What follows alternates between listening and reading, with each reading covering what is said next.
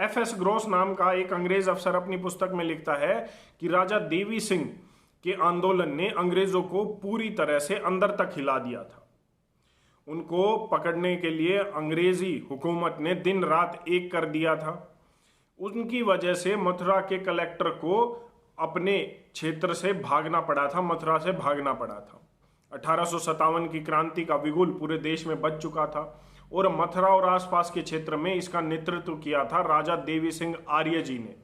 एक हिंदू क्षत्रिय जाट परिवार में उन्होंने जन्म लिया था। शरीर से बड़े ही तगड़े थे, पहलवान थे, गठीले शरीर के थे। वो अपने गांव में एक बार वो एक अखाड़े में कुश्ती कर रहे थे, उसकी प्रैक्टिस कर रहे थे, तो गांव के ही एक व्यक्ति ने उन पर तंज कसा कि मातृभूमि तो अंग्रेजों के कब्जे में है, गोरों के कब्जे में है, तो इस पहलवानी, इस कुश्ती का क्या फायदा।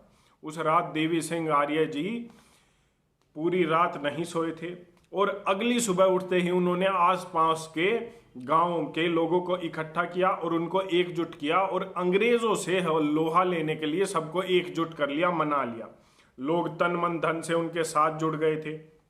वैदिक संस्कृति को मानने वाले इस क्षत्रिय योद्धा का पूर्ण रूप से जो है आसपास की पंचायतों ने भी साथ दिया और उनका राज तिलक किया। इसके बाद इसने विगुल बजा दिया और अंग्रेजों के अफसरों पर, थानों पर जो है पूरी तरह से इसने हमला कर दिया। जिनकी सेना ने, राजा देवी सिंह आर्य जी की सेना ने आसपास के क्षेत्रों में पूरी तरीके से कब्जा कर लिया था और अंग्रेजों के द्वारा लूटा हुआ धन वापस इन्होंने अपने कब्जे में ले लिया था और क्रांतिकारियों में और अपनी सेना में बांट दिया था, जिससे इन्होंने हथियार वगैरह खरीदे थे।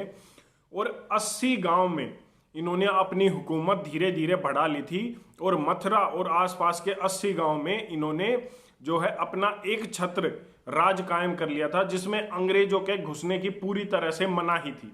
1 साल तक ये सिलसिला चला था।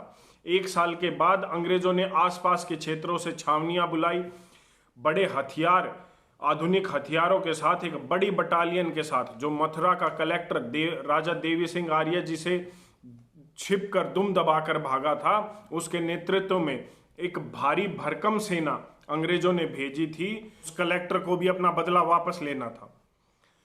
अंग्रेजों से भयंकर युद्ध हुआ। राजा देवी सिंह आर्य जी की सेना का होना वही था, क्रांतिकारी बलिदान दे गए देश के लिए, धर्म के लिए, और अंग्रेजों की आधुनिक हथियार की भारी भरकम सेना के सामने मुट्ठी भर राजा देवी सिंह की जो है सेना ने खूब लोहा लिया।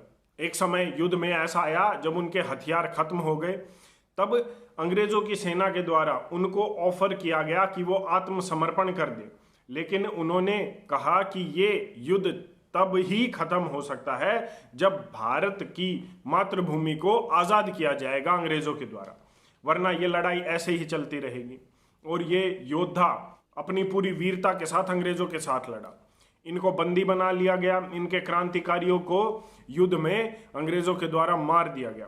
15 जून 1858 को इनको खुलेआम अंग्रेजों ने फांसी दे दी थी। इस युद्ध में न जाने कितने क्रांतिकारी देश के लिए बलिदान दे गए थे, जिनके नाम भी हमें नहीं पता।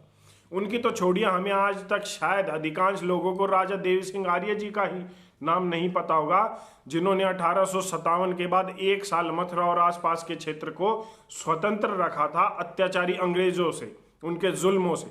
हम उनको नहीं जानते। 15 जून को इनको सरेआम फांसी दी गई थी। देश के लिए, धर्म के लिए ये अपना बलिदान दे गए थे, लेकिन ऐसे न जाने कितने वीर योद्धा हैं जिनके बारे में हम नहीं जानते। 15 जून को इनका बलिदान दिवस है। हमें इनके साथ साथ उन 7,32,000 से ज़्यादा क्रांतिकारियों को याद करना चाहिए, जिनकी वजह से आज हम खुली हवा में सांस ले रहे हैं। हमारा प्रयास है कि हम ऐसे अपने वीर योद्धाओं को, अपने पूर्वजों को याद रखें, ताकि हमारे बच्चे, आने वाले जो पीढ़ी है हमारी, वो अपने पूर्वजों पर, अपने इतिहास पर गर्व कर सके, क्योंकि एक गौरवशाली इतिहास ही एक गौरवशाली भविष्य का जन्मदाता हो सकता है। धन्यवाद। जय हिंद।